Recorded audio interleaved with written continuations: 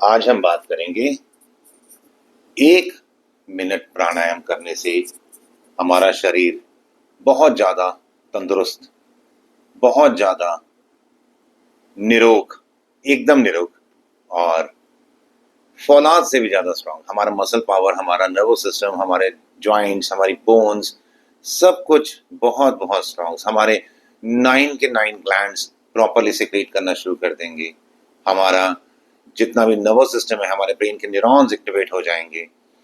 हमारा जितना भी जो ये डाइजेस्टिव सिस्टम, सर्कुलेटरी सिस्टम, जितने भी सिस्टम्स हैं, ये सब जबरदस्त तरीके से काम करना शुरू कर देंगे। ये स्थूल शरीर तो बहुत अच्छा काम करेगा ही करेगा।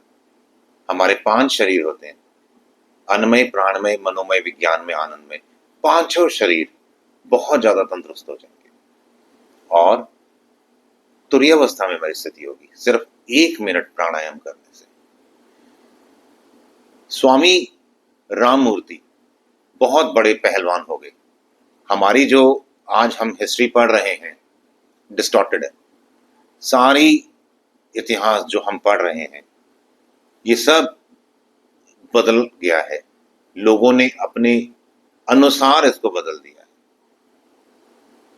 इसीलिए हमारे बहुत से ऐसे महापुरुष हैं, जो हो गए बहुत सारे ऐसे महापुरुष जिनके बारे में हमारे को कुछ पता ही नहीं होता। स्वामी राममूर्ति या पहलवान राममूर्ति जिन्हें कहा जाता है, उनके बारे में कोई जानता ही नहीं। जो पहलवान राममूर्ति थे, जब ये छोटे बच्चे थे ना, आप विश्वास नहीं करोगे, उन्हें दमा था। जब वो 10 साल का हुआ बच्चा, वो चल नहीं पाता था, दौड़ना तो बहुत दूर की बात है। और उसके जो फादर थे वो पुलिस इंस्पेक्टर थे और वो हमेशा राममूर्ति को बहुत ज्यादा डांटा करते थे कि कैसा बच्चा पैदा हुआ है, कहीं अस्पताल में तो नहीं बदल गया। मतलब जो जो वो बोल सकते थे बोलते थे। कई बार गुस्से में बोलते थे, कई बार उसको मोटिवेट करने के लिए बोलते थे, हर तरह से उसको बोलते थे। उसकी माता ने राममूर्ति जी को प्राणायाम सिखाया। वह प्राणायाम मैं आपको आज बताने वाला हूं। और वह प्राणायाम जब बालक राममूर्ति ने करना शुरू किया, कुछ साल लगे उसको क्योंकि वो बीमार शरीर था, पर वह धीरे धीरे पहलवान होना शुरू हो गया और बहुत मस्कुलर बॉडी बन गई थी उनकी, पहलवान राममूर्ति की। आज भी राममूर्ति दंड बहुत ज्यादा फेमस है। आपने बहुत बार यूट्यूब पे भी देखा होगा राममूर्ति दंड के बारे में। तो जो पहलवान राममूर्ति जी ने प्राणायाम करते थे, जो उनकी माता ने उन्हें सिखाया, मैं आपको उसको स्टेप बाय स्टेप सिखाता हूं।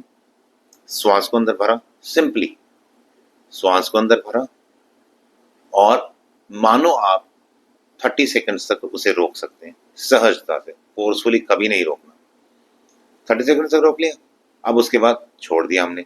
एक चीज का ध्यान रखना, श्वास तेज भर सकते हैं हम चाहे तो, पर जब भी छोड़ें बहुत धीरे धीरे छोड़ना चाहिए।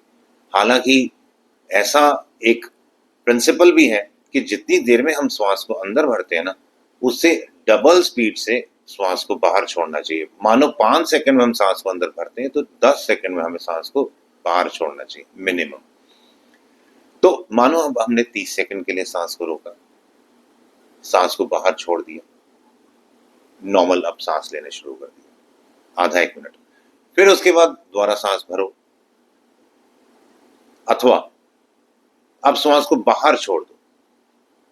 पहले हमने आंतरिक कुंभक किया, जब सांस को हम अंदर भर के रोकते हैं तो उसे अंतर कुंभक कहते हैं और जब बाहर छोड़ के रोकते हैं तो उसे बाहर कुंभक कहते हैं। तो जब पहले हमने 30 सेकंड्स के लिए सांस को अंदर रोका, थोड़ी देर के लिए पॉज लिया, मतलब कि नॉर्मल सांस लिए, फिर उसके बाद 30 सेकंड्स के लिए बाहर रोके। ऐसे 30 सेकंड्स अंदर, 30 सेकंड्स बाहर, 10 बार अंदर, 10 बार बाहर रोके। हो सके तो ब्रह्म मुहूर्त में करें, नहीं तो सुबह जब भी उठते तब करें। सबसे अच्छा होगा अगर आप दिन में 2 बार करें। दूसरी बात, कभी भी, मैंने पहले ही आपसे कहा है, फोर्सफुली ना अंदर रोकना है ना फोर्सफुली बाहर रोकना है।